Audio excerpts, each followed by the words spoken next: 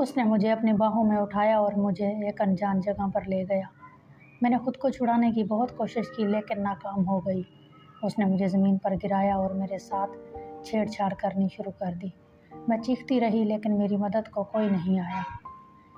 پورا 1 گھنٹہ اس نے میرے ساتھ چھیڑ چھاڑ کی۔ اس نے وہ سب کچھ میرے ساتھ کر ڈالا جس کا مجھے ڈر تھا۔ اچانک میرا نام زینت ہے۔ میری ماں نے غربت کی وجہ سے میری شادی کم عمری میں ہی کر دی تھی کیونکہ میرا باپ بہت سال پہلے دنیا سے چلا گیا تھا اور میری ماں نے بہت مشکل سے مجھے پالا تھا، اس لیے پہلے ہی رشتے پر مجھے گھر سے چلتا کر دیا۔ شادی کے بعد مجھے پتہ چلا کہ میرا شوہر میری ساس کا سگا بیٹا نہیں ہے۔ میری ساس نے اس کو اپنی بہن سے لے کر پالا تھا۔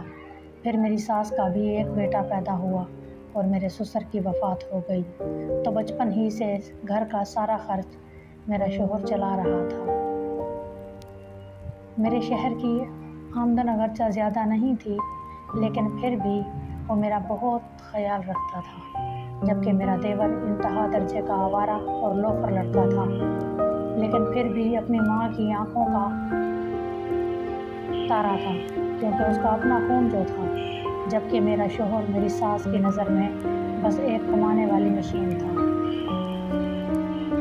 پھر ایک دن میرا شوہر گھر سے کمانے گیا اور شام کو اس کی لاش گھر آئی۔ سڑک سے گزرتے ہوئے کسی گاڑی سے ٹکرا گیا تھا۔ میری دنیا ہی اجڑ گئی تھی۔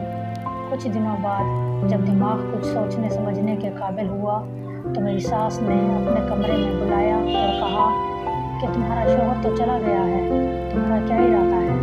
میں نے کہا کہ کیا مطلب امی؟ کہنے لگی کہ پہلے تمہارا خرچ تمہارا شوہر اٹھاتا تھا، اب تم خود کماؤ گی اور مجھے بھی کھلاؤ گی۔ میں نے حیرانی سے پوچھا کہ میں کیسے کماؤں؟ تو میری ساس نے جواب دیا کہ تمہارے کام کا بندوبست میں کر دوں گی، بس گھر میں بیٹھ کر ہی کمانا ہے۔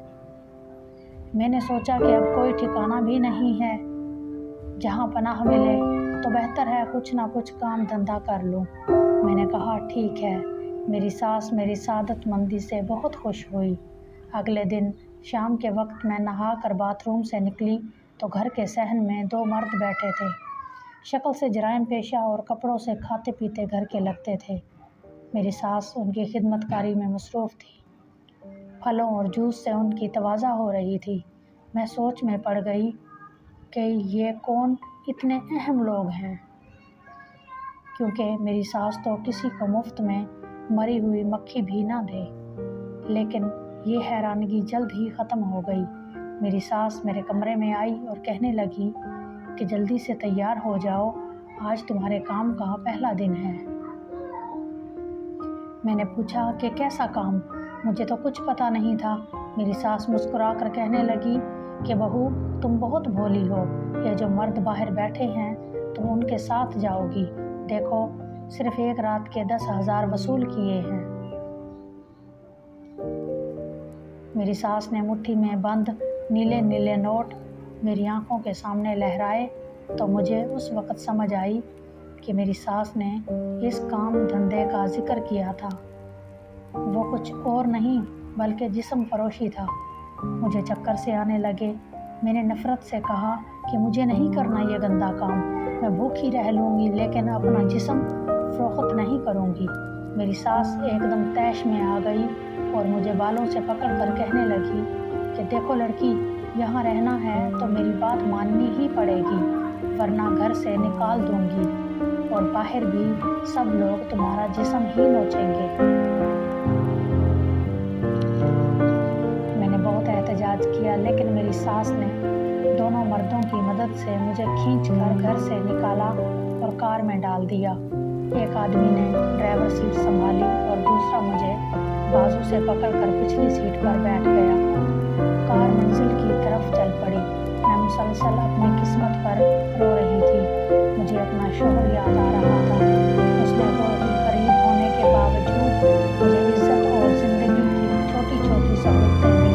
کار ایک رہائشی علاقے میں ایک بڑے بنگلے کے گیٹ پر رکی اور گیٹ کھلنے پر اندر داخل ہو گئے تھے۔ وہ مجھے کار سے اتار کر دوسری منزل پر ایک کمرے میں لے گئے اور کہا کہ رات تک یہاں آرام کرو، فریج میں پانی اور کھانے پینے کی چیزیں موجود ہیں، اور ہاں، کوئی چالاکی کرنے کی کوشش مت کرنا، کیونکہ ہم نے تم کو کل صبح بحفاظت تمہاری ماں کے حوالے کرنا ہے۔ ہم رات کو تمہارے پاس آئیں گے اور اپنی ایک ایک پائی وصول کریں گے۔ یہ کہتے ہوئے ایک آدمی نے میری کار پر چٹکی کاٹی اور کہا لگا کر کمرے سے نکل گیا۔ جاتے ہوئے دروازہ باہر سے لاک کر گئے۔ میں بیڈ پر لیٹ کر کافی دیر روتی رہی۔ مجھے اپنا انجام صاف نظر آ رہا تھا۔ بھلے میں نے غربت میں بچپن گزارا تھا، لیکن میری ماں نے مجھے ہمیشہ عزت سے جینا سکھایا تھا۔ مغرب کی اذان کی آواز کانوں میں پڑی تو میں نے اٹھ کر کمرے کی کھڑکی کھولی۔ تازہ ہوا اندر آئی تو میری گھبراہٹ کچھ کم ہوئی۔ دیوار سے باہر بہت بڑا درخت تھا۔ اس کی بڑی بڑی شاخیں کھڑکی تک آئی ہوئی تھیں اور ہوا سے جھوم رہی تھیں۔ میری سوچیں بچپن میں چلی گئیں۔ ہمارے صحن میں بھی ایک بڑا درخت ہوا کرتا تھا۔ اس پر چڑھ کر میں سارا دن کھیلتی رہتی اور اس کی شاخوں سے جھولتی اور کئی بار گرتی۔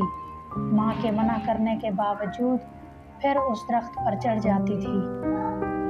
اچانک ایک خیال میرے دماغ میں آیا۔ مجھے لگا کہ یہ درخت میری عزت بچا سکتا ہے۔ میں نے فوراً کھڑکی تک آئی اور بڑی بڑی شاخوں کا جائزہ لیا۔ یہ شاخیں آسانی سے میرا وزن برداشت کر سکتی تھیں۔ میں نے ایک مضبوط شاخ کو پکڑا اور اس کے سہارے میں نیچے لٹک گئی۔ جب میرے پاؤں ایک مضبوط شاخ پر جم گئے تو میں نے دونوں ہاتھ چھوڑ دیے۔ اگلے 5 منٹ میں سڑک پر کھڑی تھی۔ میں نے آس پاس دیکھا اور ایک طرف کو دوڑ لگا دی۔ تھوڑا ہی آگے مجھے ٹرین کی پٹڑی نظر آئی۔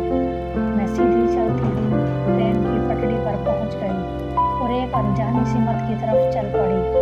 اچانک مجھے پیچھے سے آتی ٹرین کا ہارن سنائی دیا۔ ٹرین ڈرائیور بار بار ہارن دے رہا تھا۔ میں نے فوراً فیصلہ کر لیا کہ میں زندہ رہی تو جگہ جگہ پر مجھے جسم کے بھوکے درندے نوچ کر کھا جائیں گے، اور ہر بار مرنے سے بہتر ہے کہ ایک بار ہی مر جاؤں۔ میں سر جھکا کر چلتی رہی۔ موت لمحہ بلمحہ میرے قریب آتی رہی۔ اچانک کسی نے میرا بازو پکڑا اور مجھے اپنی طرف کھینچ لیا۔ اس وقت ٹرین شور مچاتی میرے پاس سے گزر گئی۔ جس شخص نے میرا ہاتھ پکڑ کر مجھے مرنے سے بچایا تھا، اچانک ایک آدمی آیا اور اس نے مجھے اس درندے سے بچایا اور مجھے قریبی پولیس اسٹیشن میں لے گیا۔ میری ساری کہانی سن کر تھانے دار نے کسی کو کال کی تو ایک عورت اور ایک مرد پولیس اسٹیشن پہنچ آئے۔ ضروری کارروائی کے بعد وہ مجھے کار میں بٹھا کر اپنے ساتھ لے گئے۔ یہ میرے جیسی بے سہارا اور ستائی ہوئی لڑکیوں کے تحفظ کا ایک بڑا ادارہ تھا، جہاں مجھے باعزت 2 وقت کا کھانا ملنے لگا۔ میں نے اپنی ادھوری تعلیم دوبارہ شروع کی اور کچھ عرصے کے بعد اپنی محنت کے بل بوتے پر اس ادارے کی سربراہ بن گئی۔ آج میں اپنے جیسی بے سہارا عورتوں کو سہارا دیتی ہوں اور ان کی ہمت بنتی ہوں، اور آپ لوگوں سے گزارش کرتی ہوں، حالات جیسے بھی ہوں ان کا مقابلہ کرو، کیونکہ اس میں انسان کی بہتری ہے۔